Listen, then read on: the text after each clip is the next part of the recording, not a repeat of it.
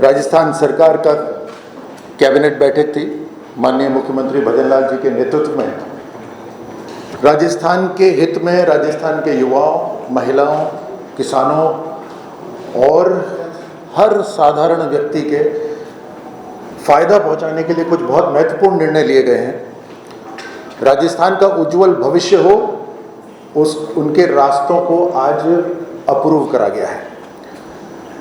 एक योजनाबद्ध तरीके से राजस्थान को विकसित राजस्थान बनाने के लिए 2047 तक का विजन डॉक्यूमेंट आज अप्रूव हुआ है। प्रधानमंत्री मोदी जी के विजन को ध्यान में रखते हुए जब राष्ट्र 2047 तक विकसित राष्ट्र बनेगा, उसी की तर्ज पर, उसी राह पर, उसी विजन पर राजस्थान भी माइलस्टोन से पार करते हुए जो लक्ष्य हर साल के हैं, उन लक्ष्यों को प्राप्त करते हुए 2047 तक विकसित राजस्थान बने, उसके लिए एक नक्शा बना है। ये रोड मैप नीति आयोग और विशेषज्ञों के साथ, सभी जो विभाग हैं उन सब के विशेषज्ञों के साथ बैठकर ये बनाया गया है। इस विजन डॉक्यूमेंट के अंदर राजस्थान वर्ष 2030 तक $350 बिलियन यानी 30 लाख करोड़ की इकोनॉमी से ऊपर इसकी अर्थव्यवस्था पहुंचे, ऐसा लक्ष्य रखा गया है। और 2047 तक $4.3 ट्रिलियन की इकोनॉमी बनने का लक्ष्य रखा गया है।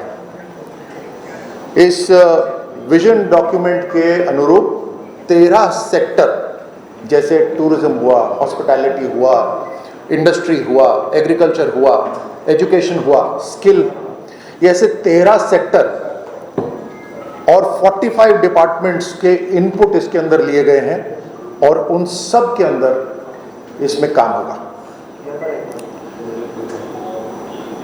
इस डेवलपमेंट का रोड मैप बिल्कुल स्पष्ट है। हर गांव के अंदर शिक्षा, रोजगार और स्वरोजगार के अवसर, हर युवा को ये अवसर मिलेंगे और राष्ट्रीय लेवल पर राजस्थान की पहचान और बढ़े, अंतर्राष्ट्रीय लेवल पर राजस्थान के जो प्रोडक्ट्स हैं वो पहुंचे, इसका निर्णय लिया गया है। दूसरा बड़ा निर्णय है, रिन्यूएबल एनर्जी के अंदर 10 प्रस्तावों का अनुमोदन करा गया है। तकरीबन 1280 हेक्टेयर भूमि में 2500 मेगावाट अक्षय ऊर्जा का उत्पादन हो, ये निर्णय लिया गया है। राजस्थान का रेगिस्तान और जो अनउपजाऊ जो जमीन है उसके ऊपर सोलर और विंड के प्रोजेक्ट लगेंगे। हर पेड़ जो कटेगा उसके बदले 5 पेड़ लगाए जाएंगे और जहां जहां ये सोलर प्रोजेक्ट्स आएंगे वहां के विद्यालय, वहां के गांव के अंदर, पानी के अंदर CSR को इस्तेमाल करा जाएगा।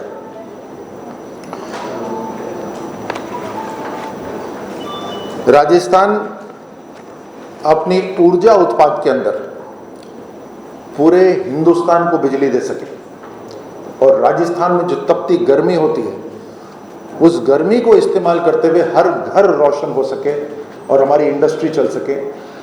ये देश के अंदर एनर्जी हब भविष्य का, ग्रीन एनर्जी हब भविष्य का, वो राजस्थान बनेगा, इसके ऊपर काम हो रहा है। हमारे बहुत से साथी हैं जो एक्सप्रेस हाईवेज पर चलते हैं, राष्ट्रीय राजमार्गों पर चलते हैं, उनके लिए एक अच्छी खबर है।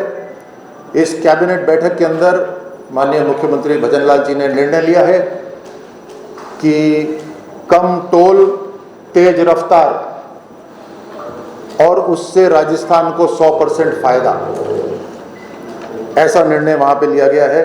राजस्थान कैबिनेट ने एक्सप्रेस टोल रूल 2015 को अमेंड करा है और अब जनता के लिए टोल चार्जेस कम होंगे, उससे डायरेक्ट सेविंग होगी। एक्सप्रेस हाईवे के प्रोजेक्ट तेज रफ्तार से लगेंगे, जिससे सड़कों का निर्माण भी बहुत तेजी से होगा। ये प्रधानमंत्री मोदी जी का जो वर्ल्ड क्लास इंफ्रास्ट्रक्चर है उसको ध्यान में रखते हुए और आत्मनिर्भर भारत का एक हिस्सा बने, ये निर्णय लिया गया है। जयपुर के अंदर एक वर्ल्ड क्लास कन्वेंशन सेंटर बनेगा। ये नए राजस्थान की तस्वीर है जो पूरे भारत को ही नहीं बल्कि दुनिया देखेगी। न केवल टूरिज्म के लिए बल्कि बड़ी बड़ी मीटिंग्स के लिए यहाँ पर दुनिया भर के लोग आए, ऐसा राजस्थान हमें बनाना है। जयपुर के टोंक रोड पर तकरीबन 3,500 करोड़ की लागत से एक मेगा प्रोजेक्ट को आज माननीय मुख्यमंत्री जी ने अप्रूवल दिया है। 7,000 सीट का ये स्टेट ऑफ द आर्ट, बिल्कुल इंटरनेशनल स्टैंडर्ड का कन्वेंशन सेंटर बनेगा। यहाँ पे 2 होटल होंगे, एक 5 सितारा, एक 4 स्टार। आईटी की टावर्स होंगी, रेजिडेंशियल कॉम्प्लेक्सेस होंगे। और इस प्रोजेक्ट को वही कंपनी बनाएगी जिसने दिल्ली का मंडपम बनाया है, जो बिल्कुल इंटरनेशनल स्टैंडर्ड का है। 36 महीने के अंदर ये काम कंप्लीट होगा। हमारी सरकार ने माननीय मुख्यमंत्री जी के नेतृत्व में जो कहा वैसा करा। हमने मात्र 1.5 साल के अंदर उद्योग के अंदर, टूरिज्म के अंदर, सर्विस सेक्टर के अंदर, एम्प्लॉयमेंट जनरेशन के अंदर बहुत तेजी से बढ़ोतरी करी है। इस कन्वेंशन सेंटर से नए रोजगार उत्पन्न होंगे, कंस्ट्रक्शन के अंदर होंगे, सप्लाई चेन्स के अंदर होंगे, हॉस्पिटैलिटी टूरिज्म के अंदर होंगे, आईटी सेक्टर के अंदर होंगे। जहां राजस्थानी जो हैदराबाद में, बेंगलोर में काम करते हैं उनको यहां काम करने का अवसर मिलेगा। जो लोकल व्यापारी हैं उनको मजबूती मिलेगी और स्टेट का जो रेवेन्यू है वो स्टेट का रेवेन्यू बढ़ेगा। और जैसे मैं पहले कह रहा था कि जयपुर को एक अंतरराष्ट्रीय पहचान मिलेगी और मजबूती से हमारे युवाओं को आगे बढ़ने का अवसर मिले। इसके लिए भजनलाल जी, राजस्थान के मुख्यमंत्री जी ने आत्मनिर्भर युवा योजना के लिए एक विश्वकर्मा, माफ कीजिए, आत्मनिर्भर भारत की दिशा में हम सब बढ़ें, उसके लिए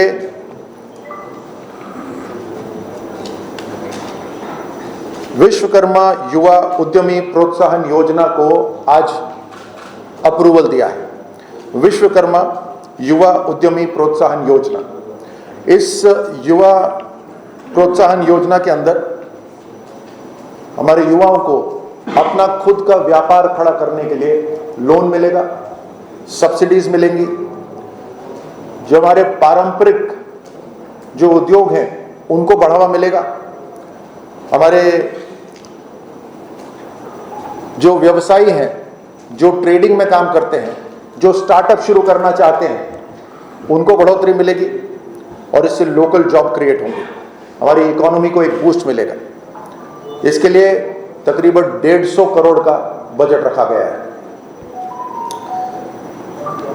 उसके साथ हमारे बहुत सी हवाई पट्टियां ऐसी हैं राजस्थान में जिनका इस्तेमाल बहुत कम हो रहा है आज की तारीख में। जिन हवाई पट्टियों का कम इस्तेमाल हो रहा है उनका ज़्यादा से ज़्यादा इस्तेमाल हो सके, उसके लिए एरो स्पोर्ट्स यानी एडवेंचर टूरिज्म को स्वीकृति दी गई है। इसके लिए एक नीति बनाई गई है और उस नीति के अंदर बहुत कम दाम पर हम जो एयर स्ट्रिप्स हैं जिनका इस्तेमाल कम हो रहा है, वो एरो स्पोर्ट्स की एक्टिविटीज़ के लिए हम कंपनीज को देंगे, जिसमें मात्र 100 रुपये प्रति वर्ग मीटर का शुल्क लगेगा और 6 लाख रुपए तक की कंसेशन मिलेगा प्रति वर्ष।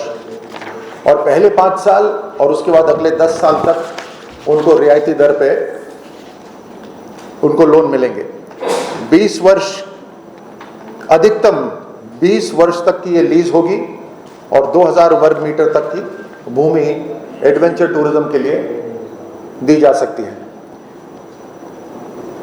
चाहे रिन्यूएबल एनर्जी हो या ग्लोबल बिजनेस हो, उसमें राजस्थान को अवसर मिल रहा है। एक नया मॉडल बन रहा है राजस्थान के अंदर, जहां हर परिवार, हर गांव के अंदर मजबूती पहुंच रही है। ये एक नया राजस्थान है जो 2047 तक पूर्ण रूप से विकसित राजस्थान बने, उसके लिए हम कदम आगे बढ़ाएंगे। हर साल आकलन होगा, हर विभाग का आकलन होगा और निर्धारित बजट के ऊपर इस लक्ष्य को पूरा करने के लिए, वहां तक पहुंचने के लिए कदम उठाए जाएंगे। इससे आगे मैं चाहूंगा मेरे साथी जोगेराम जी आपको कैबिनेट के ऊपर ब्रीफ करें। आपने हमारे वरिष्ठ साथी आदरणीय कर्नल साहब से अभी यशस्वी मुख्यमंत्री जी के नेतृत्व में आज उनकी कैबिनेट में जो निर्णय लिए उसकी जानकारी हुई। हम जितना विकास करेंगे 2047 तक विकसित और समृद्ध राजस्थान बनेगा, उसके साथ हम चाहेंगे कि हमारे नागरिक भी स्वस्थ रहे और उन्हें वो सारी सुविधाएं मिले जिसकी वो अपेक्षा रखता है। और इसीलिए आज की कैबिनेट में निर्णय लिया गया है कि Rajasthan institute of medical sciences नाम से हम एक विधेयक आगामी सत्र में लाएंगे और इसकी बजट घोषणा हमारे वर्ष 2024-25 में हुई थी। चिकित्सा शिक्षा और स्वास्थ्य सेवाओं को और कैसे सुदृढ़ और बेहतर किया जावे, आम आदमी तक की पहुंच तक किया जावे, इसके लिए हमारे यशस्वी मुख्यमंत्री बहुत ही चिंतित हैं और उन्होंने Rajasthan institute of health sciences जो हमारा RUSS है का विस्तार करते हुए Rajasthan institute of medical sciences RIMS नई दिल्ली की तर्ज पर जयपुर में ऐसा ही इंस्टीट्यूट विकसित करेंगे जो एम्स की तर्ज पर होगा। एक तरह से एम्स की सारी सुविधाएं होगी और इसमें PG स्तर का एकमात्र हमारा ये इंस्टीट्यूट होगा। साथ ही साथ सवाई मानसिंह चिकित्सालय में जो कैंसर संस्थान चल रहा है वो भी इसके अंडर में आएगा। इतना ही नहीं, इस इंस्टीट्यूट में सुपर स्पेशलिटी की स्वास्थ्य सेवाएं आम नागरिक को मिलेगी और हमारा शासन का प्रमुख मुख्य सचिव जो है वो इस RIMS के अध्यक्ष होंगे और इसी की तर्ज पर एक खोज समिति बनेगी जो फैकल्टी का आने का नियुक्ति करेगी। बेस्ट से बेस्ट फैकल्टी हो, स्टाफ हो। राजस्थान स्वास्थ्य विज्ञान विश्वविद्यालय कर्मचारी के रूप में इसका संचालन होगा। इस संस्थान की स्थापना से राजस्थान में मेडिकल साइंसेज में एक क्रांति आएगी। एम्स हमारा जोधपुर में है और राजस्थान में कहीं नहीं है, और दूसरा एम्स की तर्ज पर ही जयपुर में ये विकसित होगा। इसके साथ ही साथ आज कैबिनेट में एक सबसे और महत्वपूर्ण निर्णय लिया गया है। हमारे जो नगरीय क्षेत्र है, नगरीय क्षेत्रों में विभिन्न उद्देश्यों के लिए भूमि आवंटन की जाती है। भूमि आवंटन की एक स्पष्ट नीति को लेकर के आज हम कैबिनेट में निर्णय लिया है। सार्वजनिक उद्देश्यों के लिए हो, सामाजिक उद्देश्यों के लिए हो, धार्मिक उद्देश्यों चैरिटेबल ट्रस्टों के लिए हो, निजी निवेशकों के लिए हो, कंपनियों के लिए हो, विभिन्न प्रकार के शैक्षणिक चिकित्सा संस्थान के लिए हो, उद्योगों के लिए हो, व्यापारियों के लिए हो, पर्यटक इकाइयों के लिए हो, इन सब के लिए भूमि आवंटन की आवश्यकता रहती है। भूमि आवंटन में पारदर्शिता हो, निष्पक्षता हो, एक स्थान पर काम हो जावे। इसीलिए ये नगरीय क्षेत्रों में भूमि आवंटन की नीति 2025 आज हमने लाई है और इसमें निवेश करने वाले को अनावश्यक विलंब और खर्चा नहीं लगे और प्रक्रिया हो, सरलता हो, पारदर्शी हो, एक रूप हो और अथॉरिटी किसी भी रूप में दुरुपयोग नहीं करे, इसी का मुख्य उद्देश्य है। इस नीति के तहत विशेष रूप से सामाजिक, सार्वजनिक, धार्मिक, चैरिटेबल संस्थाओं के साथ साथ निजी निवेशकों, कंपनियों, ट्रस्टों, समाचार पत्रों, आपके लिए भी मान्यता प्राप्त राजनीतिक दलों तथा सरकारी विभागों को भूमि आवंटन के प्रावधान किए गए, पहले की नीतियों में नहीं थे। विभिन्न सामाजिक उपयोगी भूमि आवंटन आरक्षित दर की एलडीसी जिसको बोलते हैं, डीएलसी रेट से 40% दर पर किया जाएगा। रिको एंड आवासन मंडल भी इस आवंटन भूमि के संबंध में अपनी निर्देश जारी करेंगे। राजकीय विभागों भी निःशुल्क भूमि मिलेगी। जैसा अभी हमारे वरिष्ठ साथी ने बताया, पर्यटक राजस्थान के लिए सभी उपयोगी है और उसको भी बढ़ावा देने के लिए इस नीति में प्रावधान किए गए हैं। साथ ही साथ हमारी जो पूर्व की 2015 की नीति थी उसमें हितयोग्य संशोधन करके इस नीति को प्रभावी बनाया जाएगा। मित्रों, राजस्थान सर्वांगीण रूप से विकास करे, राजस्थान विकसित और समृद्ध बने, इस सब के लिए हम प्रयत्नशील हैं, परंतु उसके लिए जरूरी है कि राजस्थान का जो हमारा जीडीपी बढ़े, हमारा कर्मचारी भी साथ ही साथ खुश हो, सहयोग करे और हम लोग अगर काम करेंगे तो प्रकृति भी साथ देती है। और राजस्थान इस लिहाज से इस वर्ष और पूर्व वर्ष की गत वर्ष की बात ही बेनिफिटेड है, बरसात हुई है। राजस्थान विधानसभा में सुरक्षा सवर जो हमारे सुरक्षा में जो कर्मचारी अधिकारी लगते हैं उनके पदोन्नति से संबंधित कुछ विसंगति थी, इसको ठीक किया गया है। मार्शल के पद पर जो आप कभी देखते हैं मार्शल महोदय, उनको 5 वर्ष सेवा पूर्ण किए जाने के उपरांत वो मार्शल का पदोन्नति मिलती थी। अब 5 वर्ष की सेवा पूर्ण करने के लेके द्वितीय पदोन्नति अतिरिक्त मार्शल का पदोन्नति मिल पाएगी, ये एक संशोधन किया गया है। हमारे राजस्थान विश्वविद्यालय के सेक्रेटरीट में सुरक्षा संवर्ग में अतिरिक्त मार्शल के पद के साथ ही साथ 2 वर्ष का अनुभव या 10 वर्ष तक कुल सर्विस को आधार पर भी राजस्थान विधानसभा सेवा भर्ती में मंजूरी दी गई है ताकि उनको प्रमोशन मिल जाए। और साथ ही साथ इस गत वित्तीय वर्ष में 2 वर्ष का अनुभव जिन्हों दी गई है, पहले नियम नहीं था, उसमें शिथिलता प्रदान की गई है ताकि हमारे विधानसभा का जो सेक्रेटरीट है वो भी इसी अनुरूप चल सके। मित्रों, हाँ, साथ साथ एक महत्वपूर्ण आज की कैबिनेट में आगामी विधानसभा के सत्र में जो 1 सितंबर 2025 से प्रारंभ हो रहा है उसमें रखे जाने वाले विधेयकों के संबंध में भी चर्चा हुई है। 3 विधेयक जो हमारे प्रवर समिति के सामने विचाराधीन वो तीनों आएंगे, दूसरे विधेयक और भी आएंगे। साथ ही साथ आज में यह भी निर्णय हुआ है हमारे कि आगामी 25 और 26 अगस्त को हमारे जितने भी सांसद है, सांसद प्रत्याशी है, हमारे विधायक है, विधायक प्रत्याशी है और हमारे जिला अध्यक्ष, उनके साथ समन्वय बैठक चलेगी।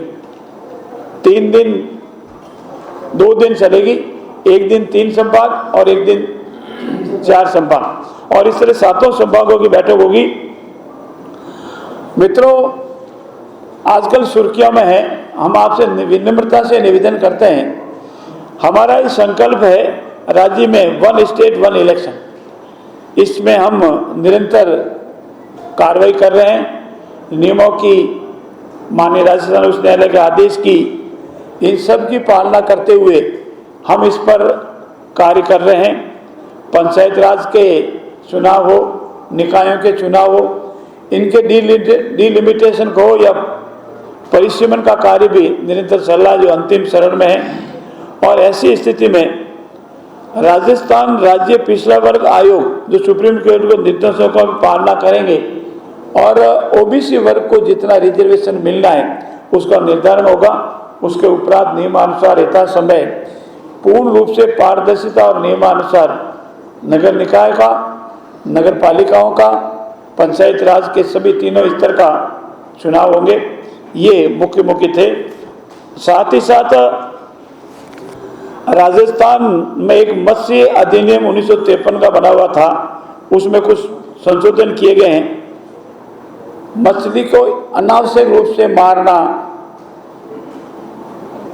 अपराध की श्रेणी में लाया गया है और इसमें संशोधन करके जो परमिशन से या उत्पादन के रूप में कॉमर्शियल यूज में करते उसके अलावा कोई मारता है कोई जहर देता है उसको अपराध की श्रेणी में लाएं। ये मोटे मोटे निर्णय आज की कैबिनेट में हुए। मैं मेरे वरिष्ठ साथी आदरणीय बाबूलाल जी से निवेदन करूंगा कि कुछ जो महत्वपूर्ण निर्णय और लिए उसका आपके सामने मुताबिक है।